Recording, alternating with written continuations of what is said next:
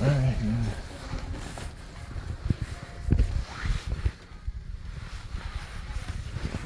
Alright, so the reason why I did that is hold on a sec.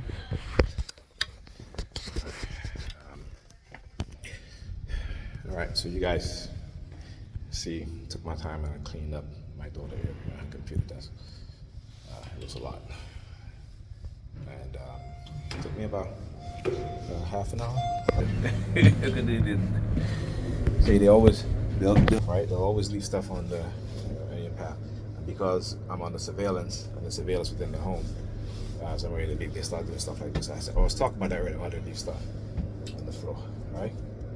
So anyhow, so she comes in, see what she's wearing, right?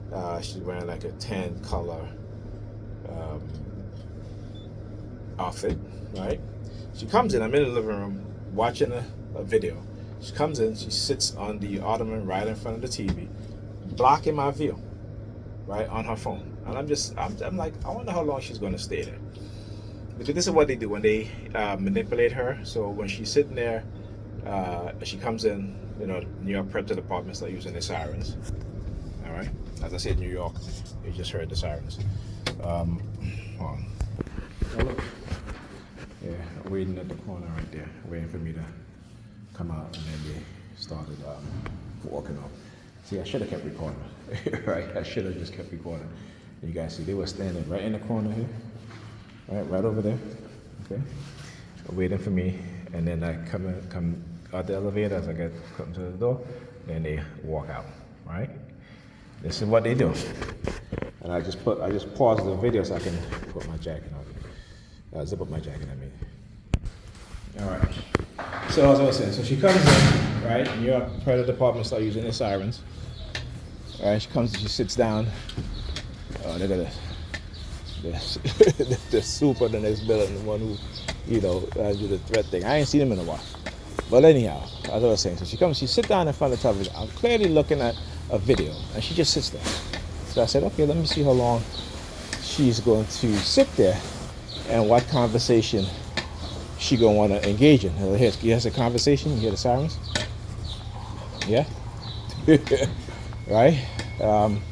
Right. What kind of conversation she gonna want to engage in? Because you know, she got to engage in some kind of conversation so we can go back and forth. You know, because I told her, I said, listen, you know, I'm not having a conversation with you, you know, because you're too delusional, right? Everything for you is about, you talk about, oh, I'm happy and this and that, and she's like, you know, but anyhow, let me just continue. So she shares a post about Gen X, right? Gen X or Gen Z or something like that, about being young, right? Oh, we look so young. So I said to her, who look young? She's like, our generation. I said, no, really? I said, really? I said, you know, I don't think so. Oh, look, number 32, again, LEK1324. Look, he pointing, look. Doing the hand signal, try to master shit. See, look, all black, right? What I said, all black. Right, so anyhow. So I said to her, you know, really? I said, you do realize the majority of black women are overweight, right? Overweight, and 80% of black women are overweight. 80% of those who are overweight are obese, right? So I said, how you figure that they look so young? But you see, posts like that, you know, particularly, and I said, y'all Nigerians, the mindset y'all have, y'all see these posts are made by white people, white women, and yeah, they may look younger than their previous, you know, of all the white women, you know, but then again, you know, depending on who, look, number 32 again, YFC 3211, man, right here. They're parking them up today. So yeah, so they, you know, so I said to her, so she's like, she's like, you know, why you gotta be so hateful? I'm like, I'm not hateful, I'm just telling you the truth. What did I say that was hateful? I said 80% of black women are overweight, 80% of those are obese. How is that hateful? How is me speaking the truth hateful? But I want you guys to understand how, as black women, how they're, not black women, but Nigerian women, how their mindset have been so turned off by the truth. This is why they don't feel they need to do anything, right, to better themselves psychologically, to better themselves physically in terms of their health, because they bought into the accept me body positivity bullshit, right, in which we as black men have to accept, right? But if a fat or overweight brother steps to a woman, a black woman, they'll tell you, oh no, you too fat. You too fat, right? So even when you have an overweight woman and an overweight brother steps to them, they're like, no, I can't. You too fat. No, I don't like overweight men. But you're overweight. Would you think men who are fit and healthy is like you? But that's what the body positivity movement have done, particularly to black women, to Nigerian women, right? So anyhow, so I said, listen, me speaking the truth, knowing the truth, it's not hate, it's the truth. It's not hate, it's the truth, right? And again, the war against the truth is something that have been waged in our community. This is why, they have, again, menticide, the projection of those in control, right? White racist politicians, the ones who lie all the time. So now they have to make us liars. They have to make us what they call hypersexual. They have, because that's who they are. They have to make us exactly who they are. That's how menticide works, right? That's how menticide works. And so when you understand that, you begin to realize certain things, and you get to say, you know what? Yeah, I need to do a 360 from this condition, right? I need to not, and they'll attack you for it. They'll attack you for not being that way, right? Like I said, when I took my daughter upstairs, she was eating. I said, after you eat, you're gonna clean up. Of course, she was not feeling well, of course, afterwards. I had to give her some medicine or have she went to sleep. So I started cleaning up. They started using the sirens, right? You know what I'm saying? Because they want to condition you to be a certain way so that you live in filth, because that's who they are. That's their mindset. Like I said, if you know their history, you don't understand. Okay, I know remember, when I speak, I'm not speaking about all white people, but the vast majority of them. All right? And again, I'm not making that up. It's the truth. Right? So again, as I say, they can never attack me. Actually, they can never. They'll attack me for speaking the truth, but they can never say I'm telling a lie, right? Because it's the truth, okay? And I can back it up with the research, the data, and the statistics, right? Which again is something that a lot of women run from, is the truth. So she's always like, oh, you always talk about data and statistics. Yeah, because that's what matters. That's what counts. That's your anecdotal experience, right? When you do research. You a nurse, you go to school, you do research, don't you look for data and you look for statistics? Or do you just do a paper based on your own anecdotal experience? All right? You know what I'm saying? Or what you think you know. You know what I'm saying? But this is what I'm saying. And see, in the world of academia, they'll do those things. They'll use data, they'll use statistics. They'll accept that. Right? But when it comes to when it comes to their community, when it comes to us as black people, what we go through, right? Because they're friends with a couple of white people who are manipulating them into thinking and shaping their mind into believing that racism doesn't exist, And then she tells me, she's like, when everybody's like, everybody's out to change the world. I said, yeah, not everybody's changed the world, but you should at least do things to try to, particularly as a black person, as a black woman raising black children, to be aware of certain things. Right? You can't live in this world being oblivious, but that's who we are as a people.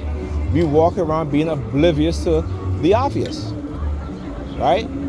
And when you become aware and you speak on the obvious, all of a sudden they tell you hate, right? You know what I'm saying? Like, I wish any white person would tell me. I mean, they have, And I just tell them, I say, no, I'm not hating you. I'm just speaking the truth about you, right?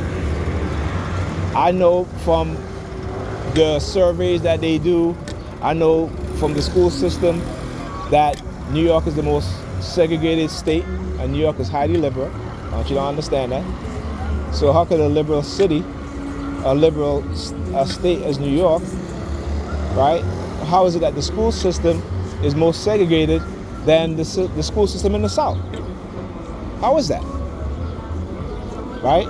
But again, Negropeans will ignore all of that because they're in closer proximity to white people every day, as you know, when it comes to, as most states, right? But they don't think, like I said, oblivious. We're oblivious to a lot of things, right? And here's the thing, I just posted a report about black boys in school. So now they're back into attacking black boys, suspending black boys again at a higher ratio than white kids. And we're talking about in the system, the school system, and particularly here in New York, a liberal state. And most of the teachers here are, particularly in the city, are black, right? And particularly within certain areas, right? So we have areas where it's predominantly black and brown kids going to school, or black and Hispanic kids. Like I said, I'm not gonna say black and brown, but black people are brown also, right?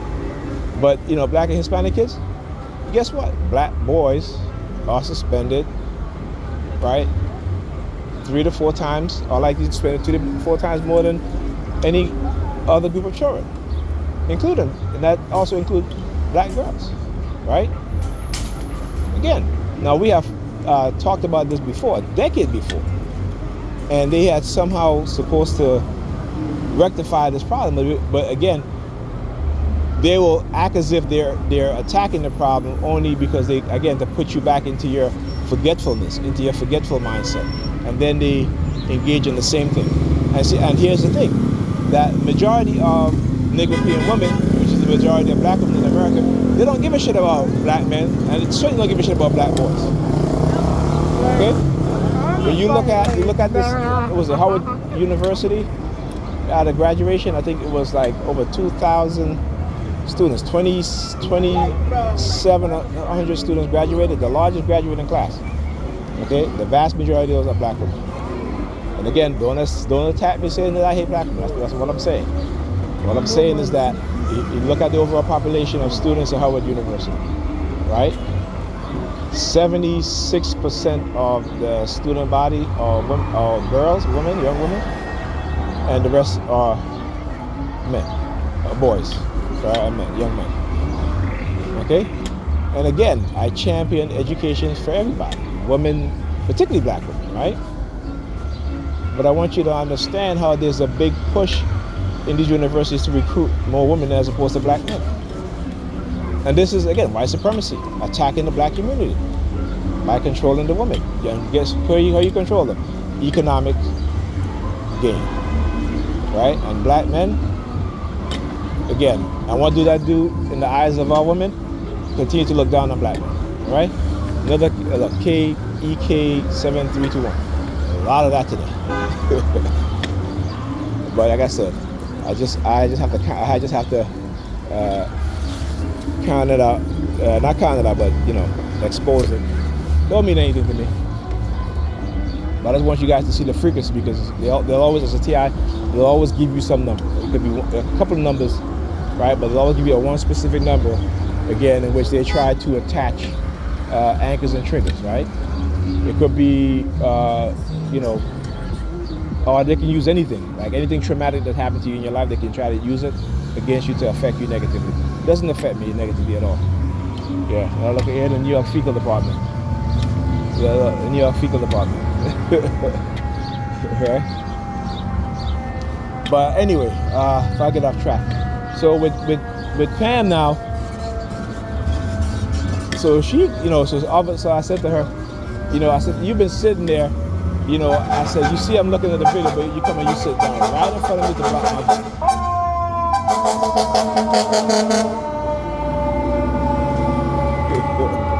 Right? Look, all white. Right? So I said, you sit down in front of it, come and sit down in front of it for the past couple of minutes just to block my view. Because that's what it is that they want, to block your view. And also, she'll only do that, like I said, when she wears certain colors. So this is new, that she's wearing that tan color. So I suspect I'll be seeing that color a lot more. And like, actually, I forgot. Remember that she was wearing a tan jacket? All of a sudden, all the women that came outside was wearing tan jackets. Yeah. So yeah, they've used it before. I forgot about that. Right. So I guess they're reintroducing it again. Anyhow. So again, she's like, oh, I said, listen, I'm not delusional like you.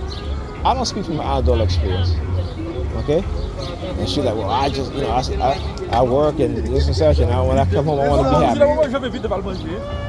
I said, so me telling you the truth is making you unhappy? And that's not my problem, that's your problem. I said, because the truth makes me happy. Right? And I said, you act as if you're supposed to be happy 24/7, because that's what they've been conditioned to. Happiness is not a feeling that you're supposed to have 24/7. Right? Most of the time, you're chill. Most of the time, you are relaxed. Right? If you're at your job, you're working. Right? Okay? Lunchtime, I'm happy because, it's lunchtime. So it's just the New York Predator Department now. Look. New York Predator Department now. New York Predator Department now. Look at it.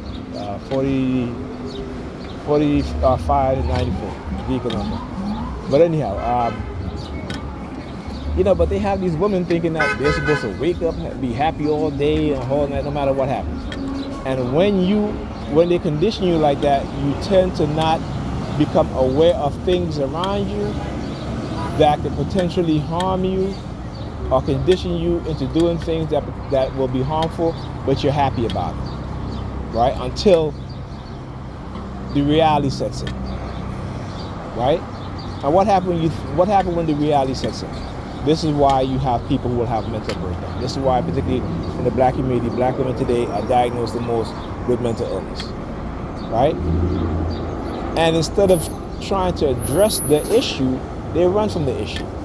And when us as black men who care speak about the issue, they say we hate it, right?